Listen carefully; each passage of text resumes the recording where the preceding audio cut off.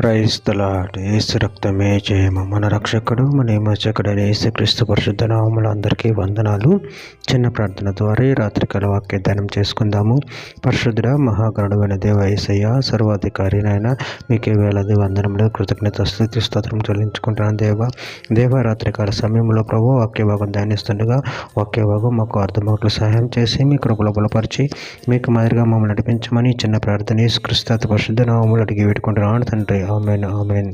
కీర్తనల గ్రంథం 111వ అధ్యాయము 7వ వచనము. ఆయన చేతి కార్యములు సత్యమైనవి, న్యాయమైనవి, ఆయన శాసనములన్నీ నమ్మకమైనవి. ఆమేన్. దేవుడి వాక్య భాగం దీవించును గాక. ప్రభునందు ప్రియులారా, ఇక్కడ వాక్య భాగంలో గమనించినట్లయితే ఆయన చేతి కార్యములు సత్యమైనవి, న్యాయమైనవి, ఆయన శాసనములన్నీ నమ్మకమైనవి. అదేవిధంగా వాక్య భాగంలో గమనించినట్లయితే కీర్తన గ్రంథం 85వ అధ్యాయం 10వ వచనంలో కృపా సత్యములు కలుసుకునేవి, నీతి సమాధానములు ఒకదాని పోటీ ముద్దు పెట్టుకునేవి.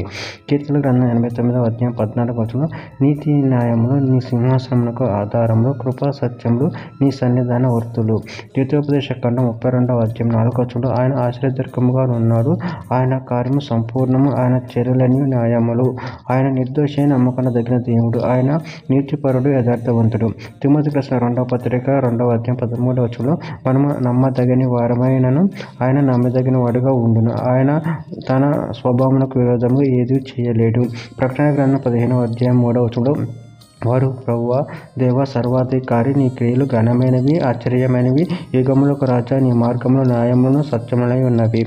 కీర్తన గ్రంథం 19వ అధ్యాయం 7వ వచనం. యెహోవా నియమించిన ధర్మశాస్త్రం యథార్థమైనది, అది ప్రాణమును తప్పరిలా చేయును. యెహోవా శాస్త్రం నమ్మదగినది, అది బుద్ధిహీనులకు జ్ఞానము పుట్టించును.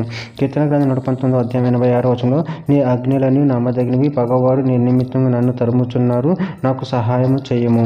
కీర్తన గ్రంథం 119వ అధ్యాయం 151వ వచనంలో యెహోవా నువ్వు సమీపముగా ఉన్నావు, నీ ఆజ్ఞలన్నీ సత్యమైనవి. కీర్తన గ్రంథం 119వ అధ్యాయం 160వ వచనంలో నీ వాక్యం సారాంశం సత్యము, నువ్వు నియమించిన న్యాయ విధులన్నీ నిత్యము నిలుచును. చివరిగా ఒక మాట, యెషయా గ్రంథం 45వ అధ్యాయం 19వ వచనం. అంధకార దేశంలోని మరుగైన చోటను నేను మాట్లాడలేదు, మాయాస్వరూపుడైనట్టు నన్ను వెతుకుడని యాకోబు సంతానంతో నేను చెప్పలేదు. నేను న్యాయమైన సంగతులు చెప్పువాడును, యథార్థమైన సంగతులు తెలియచేయువాడు నాకు యెహోవాను నేనే. ఆమేన్. దేవుడి వాక్య భాగం దీవించిన కాక చిన్న ప్రార్థన చేసుకుందాము. పరిశుద్ధుడ మహాగణుడైన దేవ యేసయ్య, మీరు ఇచ్చిన వాక్యదాన్ని ప్రభు కృతజ్ఞతలు చెల్లించుకున్నాను తండ్రి. నాయన నీ చేతి కార్యములను సత్యం న్యాయములై ఉన్న తండ్రి. నాయన మేము శాస్త్రములను అనుసరించి నిన్ను మహిమపరచుకునే శక్తిని బలను మాకు అనుగ్రహించి మీ కృపలో బలపరచమని చిన్న ప్రార్థన యేసుక్రీస్తు పరిశుద్ధ నామములో అడిగి వేడుకుంటున్నాను తండ్రి. ఆమేన్ ఆమేన్.